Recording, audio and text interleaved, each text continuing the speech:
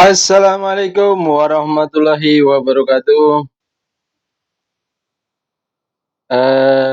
Selamat berjumpa kembali bersama saya di kanal Suara Kaki Lima.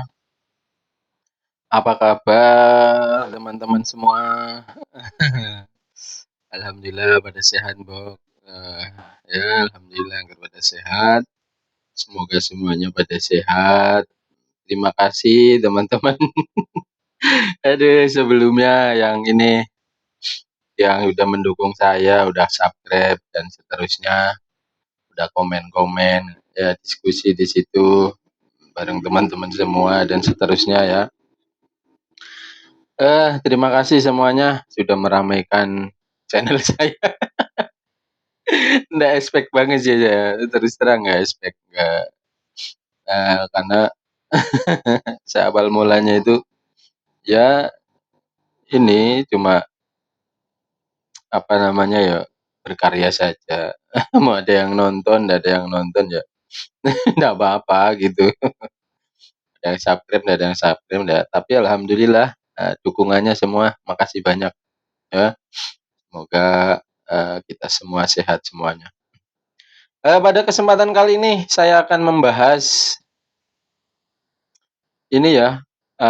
Perkara ini pernah dibahas oleh Guru Gembul juga. Mungkin ada yang pernah lihat videonya Guru Gembul yang membahas tentang Wali Songo gitu kan. Wali Songo, kemudian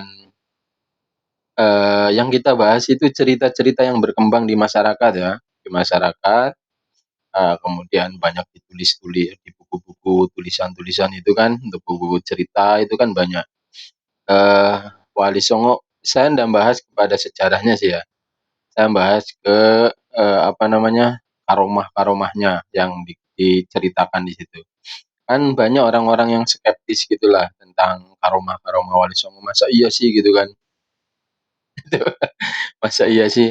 Kita ini ya, kita analisa bareng-bareng, kita bahas bareng-bareng, kita analisa dengan logika yang sederhana lah, karena saya kan bukan orang yang sekolahan, jadi logikanya juga nggak bulet-bulet, nggak canggih gitu logikanya. Jadi logikanya logika-logika sederhana yang kita pakai, supaya kita bisa sama-sama, memahami. Kemudian yang namanya analisa itu ya bisa benar, bisa juga salah gitu. Kemudian dalam hal analisa, itu kan, ndak harus sependapat. Boleh bertentangan dengan pendapat saya nanti juga boleh, nggak apa-apa. Atau nanti mengambil kesimpulan sendiri juga ndak apa-apa. Oke, pertama yang kita bahas ya, satu karomahnya Sunan Kalijaga. Salah satu contoh saja ya, salah satu contoh karomahnya Sunan Kalijaga yang diceritakan dan ini masyhur lah. Masyhur saya kira udah tahu lah, apalagi orang Jawa misalnya. Orang di luar Jawa pun udah masyhur banget gitu kan, di film-filmkan, di sinetron-sinetronkan, kemudian di apa namanya itu, ditulis di buku-buku cerita untuk anak gitu kan. Jadi dalam cerita itu Sunan Kalijaga itu ketika bertemu dengan Sunan Bonang, arep berguru karo Sunan Bonang kan, mau berguru sama Sunan Bonang, itu kan Sunan Bonang menancapkan itu tongkatnya, jeleb gitu kan di pinggir kali gitu. Jadi dalam cerita kayak gitu, jeleb di pinggir kali kemudian Sunan Kalijaga ini disuruh nunggoni tongkat ini, "Tunggoni tongkat saya, nanti saya ndak lama kembali," gitu kan. Dalam cerita kan kayak gitu ya ceritanya, "Ndak lama kembali, kamu tunggoni di sini." Kemudian dalam cerita itu kemudian Sunan Kalijaga itu duduk sila, kemudian bermeditasi di situ, nunggoni di pinggir kali, sehingga dia, eee, bertahun-tahun duduk di situ sampai ditumbuhi apa namanya, rumput-rumputan dan seterusnya. Karena dalam ceritanya itu Sunan Bonang kemudian lupa gitu kan, bahwa dia punya janji dengan, Sunan Kalijaga itu, dengan Karebet lah asal mula namanya. Kemudian dia kembali lagi sudah dalam keadaan yang sudah bertahun-tahun, katanya kayak gitu dalam cerita itu ya, mhm. Sekarang kita ulas bareng-bareng ya, kita bahas bareng-bareng. Kira-kira cerita ini, real atau enggak real gitu? Mhm. Pasti ada di antara kalian yang mengatakan real gitu kan, "Real lah," gitu kan. Atau mungkin ada di antara kalian yang mengatakan, "Enggak mungkin." Nah, ya nggak apa-apa, nah, coba kita bahas bareng-bareng. Orang Jawa mungkin sebagian, eee ini kan kalau cerita ini kan berkembang di kalangan orang-orang NU ya, orang-orang NU baik itu kalangan habaib atau non habaib, tentunya ini, ada sebagian yang percaya gitu kan, yang percaya dan ada sebagian yang nggak percaya bahwa, eee, cerita ini ada gitu kan. Yang pertama coba kita bahas ya, mmm, secara syariat gitu ya, secara syariat kalau,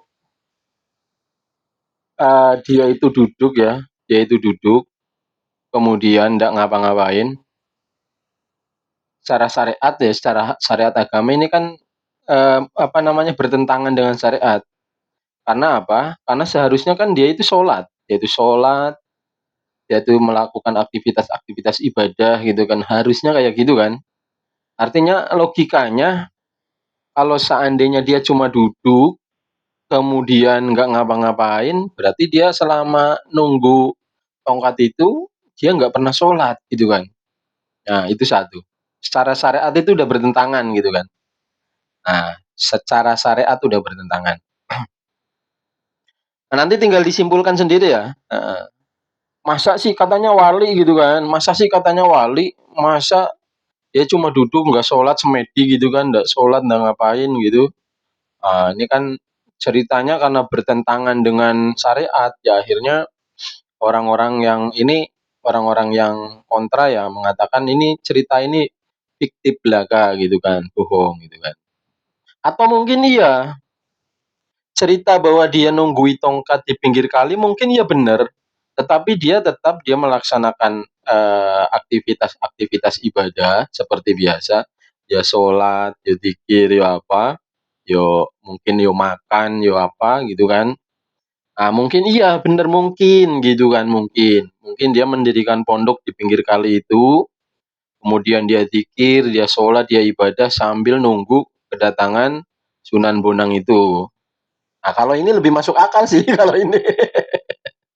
Ya, iya dah, kalau ini lebih masuk akal. Satu, kalau ceritanya seperti itu benar. Kemudian sesuai dengan syariat, iya gitu kan. Nah, terus itu yang kedua ya, kemungkinan yang kedua. Kemungkinan yang pertama, ya mungkin saja terjadi dia bertapa di situ gitu kan, tapi kan bertentangan dengan syariat, apa yang mungkin gitu kan. Bertentangan dengan syariat, apa yang mungkin. Kalau yang kedua, ya benar mungkin dia bertapa di situ, tapi tetap melaksanakan aktivitas-aktivitas ibadah sebagaimana mestinya, kewajiban-kewajiban orang muslim gitu kan. Mungkin seperti itu yang dimaksud mungkin. Mungkin, ini kan mungkin, bisa jadi salah, bisa jadi benar. Atau mungkin cerita ini memang sama sekali nggak ada gitu, cerita ini nggak ada. Artinya hanya dongeng yang dibuat-buat oleh orang-orang tertentu gitu, mungkin gitu. Ya bisa jadi juga iya gitu kan. Nah, kemudian selanjutnya, kemungkinan yang ketiga, tadi yang pertama udah ya, udah yang pertama, kemudian yang ketiga kemungkinannya adalah mungkin, kemungkinan yang ketiga ini, ingat nggak cerita Ashabul Kahfi? 7 orang pemuda yang tertidur di dalam gua karena menghindari, apa namanya, raja yang zalim, kejaran dari pasukannya raja zalim yang waktu itu, apa namanya, mengejar dia hendak dibunuh gitu kan. Kemudian lari ke hutan, kemudian masuk ke dalam gua, kemudian tidur di dalam gua selama 309 tahun. Kemungkinan yang ketiga, jadi ketika mungkin cerita ini mungkin benar-benar real dan kemudian ketika Sunan Kalijaga itu bermeditasi di situ, bertapa di situ, memang mungkin beliau berdoa supaya ditidurkan sebagaimana tidurnya Ashabul Kahfi, mungkin. Ini masuk akal ya? Masuk akal enggak kalau seperti ini? Artinya jadi selama bertahun-tahun dia itu duduk kemudian dalam keadaan tertidur gitu. Gitu ya? Berarti ndak sholat ya enggak lah orang tertidur gitu kan. Nah, ini mungkin juga iya sih, mungkin juga iya, masuk akal gitu kan. Ini cerita tentang, apa namanya, salah satu, karomahnya Wali Songo gitu kan, yang entah benar atau tidak, tapi cerita itu ada gitu kan. Kenapa cerita ini dipercayai gitu? Ya iya dipercayai karena apa? Karena kultur, apa namanya, tradisi orang pada waktu itu, bertapa itu satu hal yang biasa gitu kan. Ndak makan, ndak minum selama berhari itu hal yang biasa pada waktu itu. Sehingga ketika ada cerita-cerita bertapa yang berkembang itu orang bisa menerima biasa saja gitu. Cuma kan kemudian setelah kesini orang udah maju teknologinya bla bla bla gitu kan, kemudian menggunakan logikanya bla bla bla, menganalisa dan seterusnya. Kemudian kok kayak ndak mungkin, masa orang nggak makan berhari-hari gitu kan. Tapi beneran sih, pernah. Saya mendapati orang yang pernah, tapi ndak juga sampai saat bertahun-tahun. Yang saya dapati, dia ndak makan sampai 7 hari 7 malam, kondisinya tetap bugar gitu kan. Ya walaupun lemes-lemes gitu. Walaupun lemes-lemes gitu kan. Eee ya, eee, bijaksana masing-masing ya, terserah, apa namanya, menyimpulkannya seperti apa. Jadi kemungkinan-kemungkinan tadi itu bisa terjadi, karena ada satu kisah, misalnya yang pertama tadi itu, apa dia memang benar-benar semedi di situ, dan orang-orang pada waktu itu bisa menerima cerita itu karena hal seperti itu apa namanya, eee, hal yang biasa orang bertapa berhari-hari, berminggu-minggu, itu hal yang biasa gitu kan, ndak makan dan minum gitu kan. Cuma secara syariat yang keduanya kayak nggak mungkin, karena itu bertentangan dengan syariat yang seharusnya yaitu ibadah atau memang real adanya, tetapi dia tetap melakukan ibadah-ibadah, kewajiban-kewajiban ibadah sebagaimana mestinya. Atau memang real dia, apa namanya, memang real dia ada di situ, bertapa di situ dalam keadaan tidur selama bertahun-tahun gitu, mungkin gitu. Walau alam bisawab, jadi saya kembalikan kepada teman-teman semua, untuk menyimpulkannya seperti apa. Sebenarnya cerita ini nggak penting sih, nggak penting gitu kan. Maksudnya nggak ada apa namanya, nggak ada dampak cerita ini kan nggak ada dampak apanya tuh. Hanya mendengarkan cerita, oh begitu hebatnya, kehebatannya para wali songo dan seterusnya gitu kan. Tapi secara ini kan kita dengerin cerita itu ya biasa aja, nggak ada dampak apa-apa. Percaya ya nggak ada dampak apa-apa, nggak percaya juga nggak ada dampak apa-apa kan. Nah, ya biasa aja. Artinya disitulah kemungkinan-kemungkinannya. Jadi teman-teman silakan bijak saja dalam mengambil kesimpulan, nggak usah berselisih.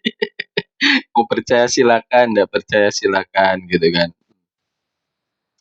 Oke, sekian saja. Mudah-mudahan negeri kita tetap dijadikan negeri yang aman, damai, tentram, sejahtera, sentosa, dan seterusnya gitu kan. Dibangkitkan pemimpin-pemimpin yang adil dan amanah, kemudian dijauhkan negeri kita ini dari segala mara bahaya dan bencana, dan dijauhkan dari orang-orang yang hendak menghancurkan negeri ini, hendak mengacaukan negeri ini. Oke, sekian saja. Assalamualaikum warahmatullahi wabarakatuh.